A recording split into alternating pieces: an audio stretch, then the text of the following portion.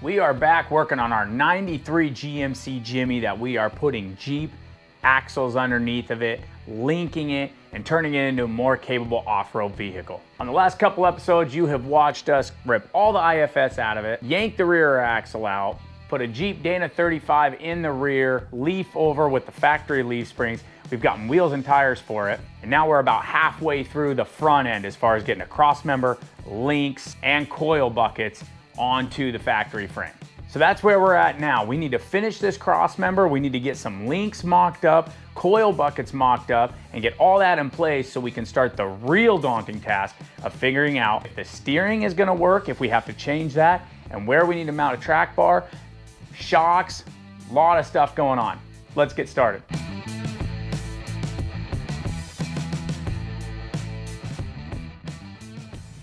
It's an old piece of 2-inch OD DOM that I had laying around from a couple projects that I've put through in the past. Quarter wall tube, this will be our main link for our upper link on our radius arm to this link will be 1.5 inch DOM. This one's our main load bearing, so we want it to be beef. Yeah, it looks a little grummy. We'll clean it up, no big deal. But let's get this thing cut down to a rough measurement on what we think we want our links to be at, get our bushings on the end, heim on the other, get her all tacked up.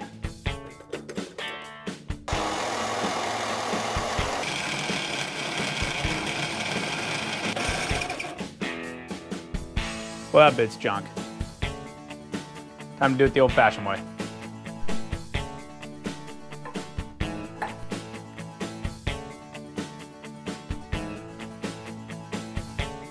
We are back. Gorgeous morning, but a little chilly out. Got the doors all opened up. Let's pick up where we left off. Hopefully we can finish these links up today, maybe even have some coil buckets tacked in place and kind of figured out location-wise. I'd love to see this front end kind of hanging under there, looking a little bit more in place and a little bit more complete. I got a good base start with our 2-inch quarter wall DOM links. I got a bushing on one end, and then I'm gonna have a greasable Johnny joint on the other end that's threaded. Recheck our measurements, trim down this link to the size we want for adjustment, slide our threads on the one end, and maybe we can bolt it up in there and start working on our uppers. My workbench is an absolute mess right now. I should be cleaning it off, but it just don't matter at this point. Every time I clean it, it ends up right back like this.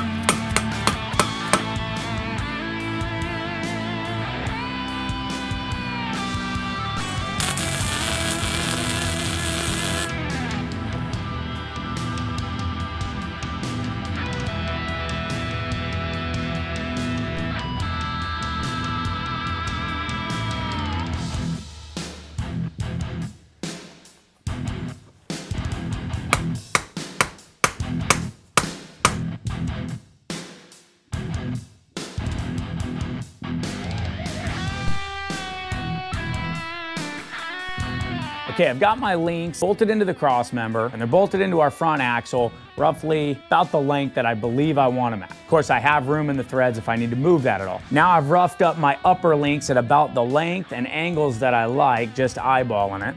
We'll get our 1.5 inch DOM cut down, tack it onto our brackets, tack our threads into there, and then make sure everything's fitting nice before we tack our link brackets onto our lower link.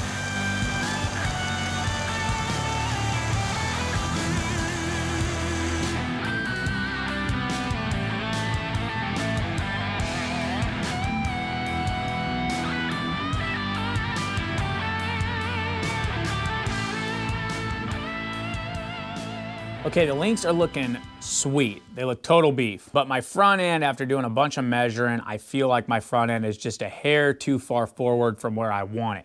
I wouldn't mind stretching the wheelbase a little bit, but I want to try to not cut as much as possible into my fender wells, and I want my wheel placement fairly close to what it was stock. I'm also fighting my steering becoming a concern because I need all the room I can get back if I want any possible chance of that factory steering working. Saying that, my links, I only have about 1 inch of play back left on my threads because I wanted more threads in my link than out of my link.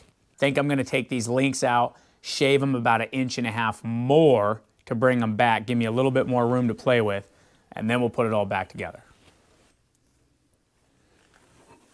Okay, now that our links are remeasured and redone to the correct lengths that we want, we got our wheelbase looking about where we want it. Let's get back after it and start covering some of the bases that we didn't get to yesterday, as well as the rear axle. We've still got a few things that we need to button up in the rear axle. Now, some of this stuff I've been holding off on because I need to make sure that my ride height and my travel and all that matches up before I order things like bump stops and shocks. First thing I want to do, get that rear drive line out. Believe I found a conversion U-joint that I can switch out for my rear drive shaft, S44 to a 1310. I'm gonna double check some measurements, but that should allow me to run my factory drive line on that rear axle.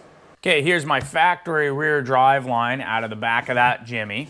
Now, this style of U-joint has plastic pins in here. I even had to look this up online because this is the first time I dealt with one of these, but shave these, punch these, and then it'll press past them. They are plastic, so it'll press through it, but that'll make it a little bit easier if you can get as much of these pins out as possible. And then the new style U-joint will just have the same as it had on this end of the U-joint. There's retainer clips on the inside.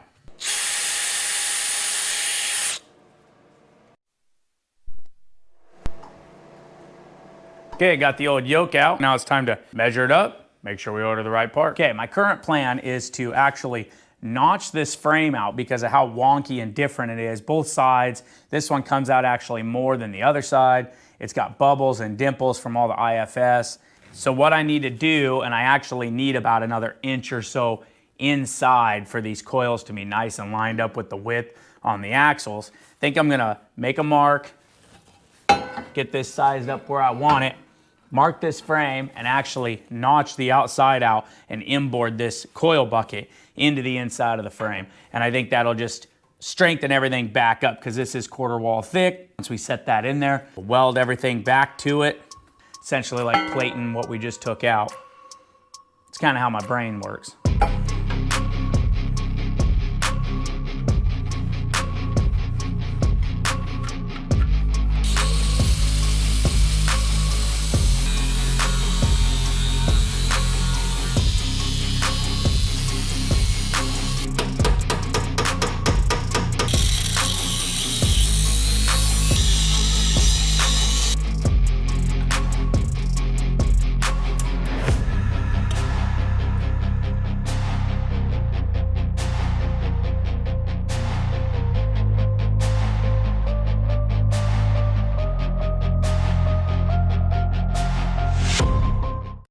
Okay, coil buckets are mocked in. Now this is my track bar bracket that I originally bought thinking that I would run it to the outside of the frame.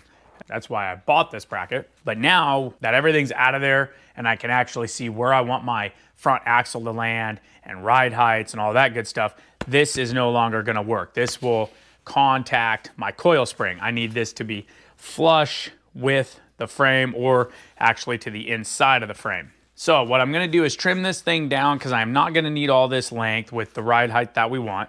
I'm gonna trim this down and cut the back out of this. That way I can plan to weld this on the bottom of the frame and we'll brace and gusset it as we need from there.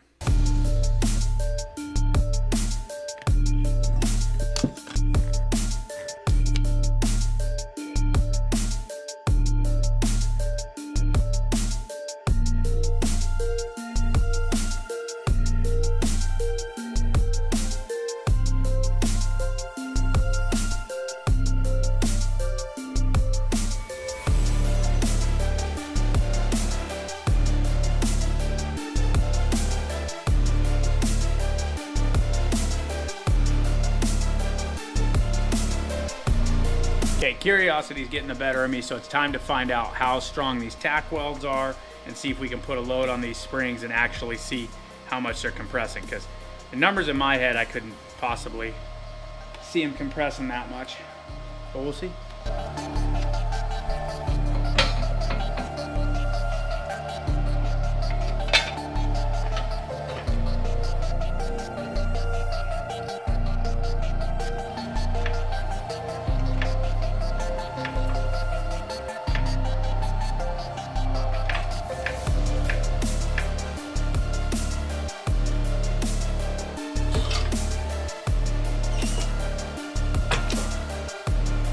Yes, that sucker will really compress that much.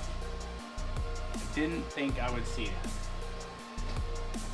Okay, very long and boring day on paper, but stressful and a huge relief to have done.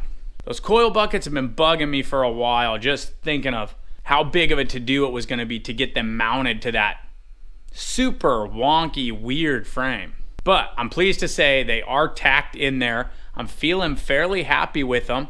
I like the way they're sitting. I like the way they look. I think they're gonna work out good where they're at. So that's a huge hurdle. We're heading in the right direction, and we got some more parts figured out, coming, getting our way. We're inching along, and it's looking closer and closer to that final vision.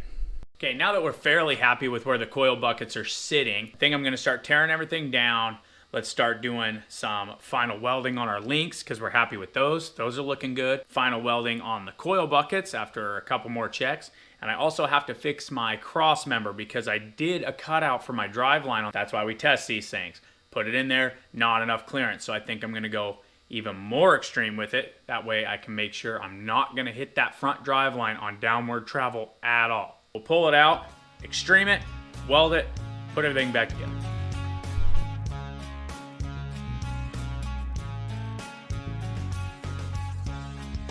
So this is the original idea that I had for my Crossmember with the Driveline contacting it. I originally did a piece of round tube, cut it down, and tapered it at a downslope. I really liked it, but it's not quite enough for the Driveline, and we're gonna have to go a little bit deeper. So I'm switching to a square tube route.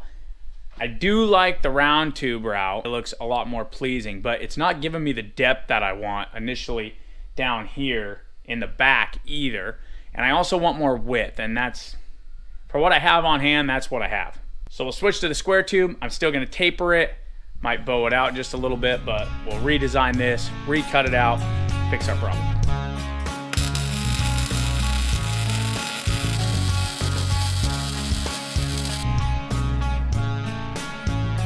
Things are developing. I've got our links all finished welded. Crossmember is all finished up. I'm painting everything and reassembling everything, hopefully for the final time. Also, our pitman arm from the factory was not gonna work with our steering setup. It had a joint inside of the pitman arm. Looking at it, I thought, I wonder if I can put a Jeep pitman arm on this steering rack. Found one for cheap, pulled it off, put it on there, it fits. That's good news. The one I've got is a drop pitman arm. Don't know that I'm gonna keep that on there. But regardless, that's good news. I can change that pitman arm out to a Jeep one, and that'll fit all the steering setup that I'm gonna be doing and all that good stuff. Track bar bracket is remounted inside of there. Coil buckets are fully welded into the frame, so those are done. They're not moving now. So we're getting down to some of the smaller stuff, but one big thing that I wanna get done.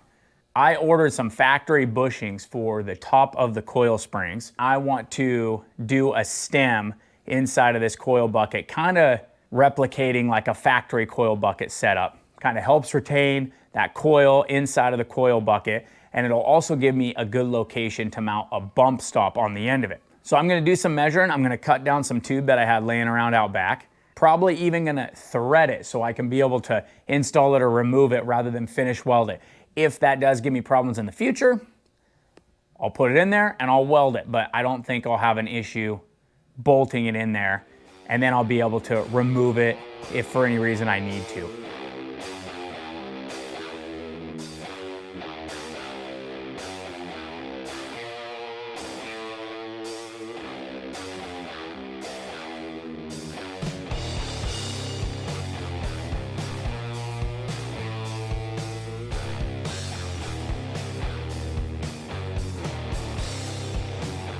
Okay, things are really starting to pick up the pace now. We've got parts showing up, new, shiny, good looking parts. And they're finishing parts, shocks, steering, that kind of stuff. All our links are welded up, our coil buckets are welded up, our cross members welded up. Most of all of this is painted. Track bar is tacked in, I'm almost there. So let's start getting some of these parts back in it, double checking some measurements, maybe do some final installation of some of this stuff. This is our factory Y pipe, and as you can see, it's got quite the bend in it because the Driveline used to go above the exhaust. Now that we've got that solid axle, the driveline needs to go below the exhaust, but this is right in the way of it. We have room with the transmission. We're gonna hack this, do a 45, 45, tie it back into the factory Y pipe, and then tie the Y pipe back into the factory exhaust.